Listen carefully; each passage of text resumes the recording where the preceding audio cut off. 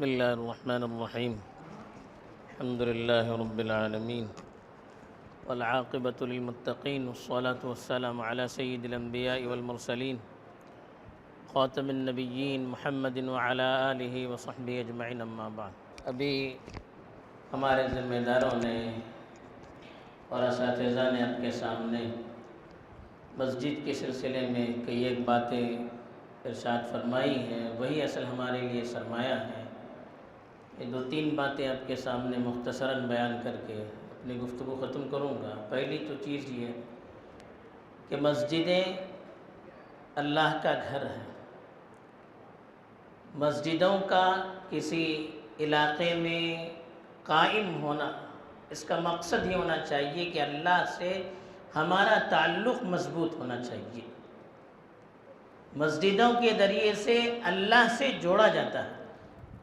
ہم نماز پڑھتے ہیں، یہاں پر دینی تعلیم ہوتی ہے، قرآن کا درس ہوتا ہے، احادیث کے دروس ہوتے ہیں، دین کی مجلسیں ہوتی ہیں، علمی باتیں ہوتی ہیں.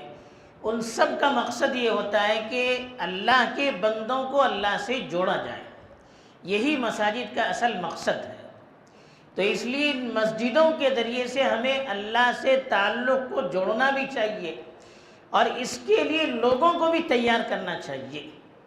ورنہ آج مسلمانوں کا مسئلہ یہ ہے کہ وہ اللہ کو تو مانتے ہیں، مسجدیں بھی بنواتے ہیں، نماز میں بھی شریک ہوتے ہیں، لیکن اپنے مسائل کا حل اللہ سے کرنے کے بجائے مخلوق کی طرف اپنا رخ مخلوق کی طرف کر دیتے ہیں. اپنے مقاصد کو، اپنی ضروریات کو اللہ سے پورا کرنے کے بجائے انسانوں کی طرف یا دوسری مخلوق کی طرف نظر ہوتی ہے. اللہ کا گھر ہمارے محلے میں ہو اور اللہ کے علاوہ کسی دوسرے کے ذریعے سے ہم اپنے مقاصد پورا کرتے ہوں تو پھر یہ اللہ کی گھروں کی توہین ہے. اللہ کے ساتھ شرک بھی ہے اور اللہ کے گھروں کی توہین بھی ہے. تو اس لیے پہلا ہمیں یہ سبق لینا چاہیے اور اپنی ذمہ داری اس کو سمجھنا چاہیے کہ اللہ نے ہمارے محلے میں ایک مسجد تو بنا دی ہے. اب ہم اپنا تعلق اللہ سے کس طرح سے مضبوط کر سکتے ہیں، اپنے محلے والوں کا تعلق اللہ سے کس طرح مضبوط کر سکتے ہیں، اس کے لیے ہمیں کوشش کرنی چاہیے. اس لیے کہ جب اللہ کے ساتھ تعلق مضبوط ہو جائے گا پھر دنیا کی کسی طاقت کے سامنے انسان جھکے گا نہیں. پھر انسان کسی دنیا کی طاقت سے ڈرے اور خوف نہیں کرے گا. تو اس لیے آج اس کی ضرورت ہے.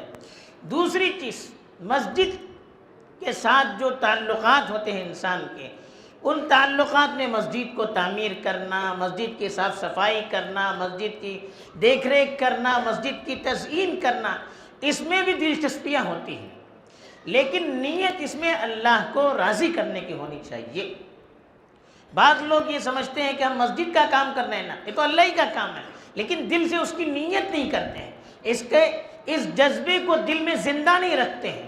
حضرت ابراہیم علیہ السلام اور حضرت اسماعیل علیہ السلام ان دونوں نے جب کعبۃ اللہ کی عمارت کو بنیادوں سے اوپر اٹھانا شروع کر دیا، اللہ کے حکم سے کر رہے تھے. گھر اللہ کا مقدس جگہ، اس میں ریا ہونے کا یا دکھلاوے کی 1% بھی کسی کو شک نہیں ہو سکتا تھا کہ دکھلاوے کے لیے. کسی کو اس سلسلے میں آدمی شک بھی نہیں کر سکتا تھا.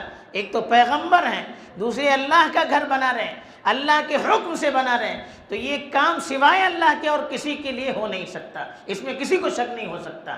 لیکن قرآن گواہ ہے کہ اللہ کے یہ دونوں پیغمبر جب یہ اللہ کے حکم سے اللہ کا گھر بنا رہے تھے تو ساتھ میں یہ دعا بھی کر رہے تھے، ربنا تقبل منا انک انت السمیع العلیم، اے ہمارے پروردگار ہم سے اس چیز کو قبول فرما لیجیے. آپ سننے والے بھی ہیں اور دلوں کی کیفیت کو جاننے والے بھی ہیں. کیوں اس کی ضرورت پیش آئی؟ یہ لوگوں کو بتلانے کے لیے کہ اس طرح کے کام جب انسان کرتا ہے تو شیطان دل میں غلط نیت بھی ڈالتا ہے، غلط جذبہ بھی ڈالتا ہے، دکھاوے کا جذبہ کہ میرا نام ہو جائے، میری شہرت ہو جائے، لوگ میری عزت کریں، لوگوں میں میرا چرچا ہو جائے. یہ جذبہ دل میں شیطان ڈال سکتا ہے. اس لیے ان انبیاء کا حوالہ دیا جنہوں نے اللہ کا سب سے مقدس گھر اللہ کے حکم سے تعمیر کیا.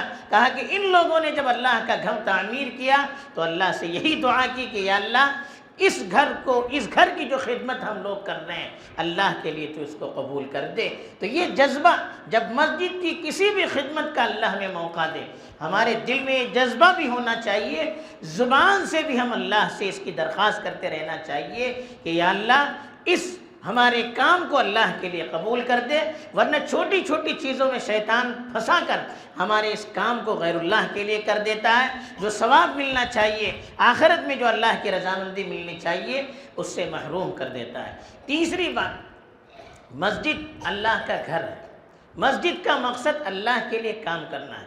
تو اس لیے مسجد کو دوسرے مقاصد سے ہمیں دور رکھنا چاہیے. مسجد کو اپنے اختلافات کا اڈا نہیں بنانا چاہیے، مسجد کو سیاست کا ایک آماجگاہ نہیں بنانا چاہیے، مسجد کو آپسی انتشار کا ذریعہ نہیں بنانا چاہیے. اگر کسی کو مسجد کی خدمت اللہ کی طرف سے ملتی ہے، اس کا موقع ملتا ہے، تو اللہ کے لیے کام کرے. اس میں گروپ بندی کر کے، اس میں انتشار کر کے، اس میں تفریق کر کے ہم کام کریں گے، اللہ کے گھر میں رہتے ہوئے اللہ کے ساتھ بغاوت کرنے کی طرح ہے. تو اس لیے اس کا خیال رکھیے. اللہ تعالیٰ اگر خدمت کا موقع دیتے ہیں، کسی بھی عہدہ طلب نہیں کرنا چاہیے، لیکن اگر کسی مسجد کے کام کا ہمیں عہدہ ملتا ہے بن طلب کے، اللہ کا اعزاز سمجھے اور پھر اللہ کے لیے کرے. اس کو اپنی انا کا یا اپنے گروپ کا، اپنی جماعت کا، اپنی فکر کا، اس کی ترویج کا ذریعہ نہ بنائیں. اللہ کا کام ہے، اللہ کی طرف سے ملا ہے، اللہ کے لیے ہم کریں گے تو اللہ کی مدد ہوگی، ورنہ اللہ کی طرف سے مدد نہیں ہوگی. اللہ تعالیٰ اس مسجد کو جن لوگوں نے بھی تعمیر کیا ہے، جن کی فکروں سے تعمیر ہوئی ہے، جنہوں نے بھی اس کے پیچھے کوششیں کی ہیں، محنتیں کی ہیں، دعائیں کی ہیں، ان سب کے لیے اللہ تعالیٰ اس کو مبارک بنائے، آخرت میں ذخیرہ بنائے اور پورے محلے کے لیے اس کو مینار نور بنائے. یہاں سے اللہ کی رحمت، اللہ کی برکت، اللہ کا دین، اللہ کی توحید عام ہو. اللہ تعالیٰ قیامت تک اس کو جاری رکھے. آمین. وآخر دعوانا الحمدللہ.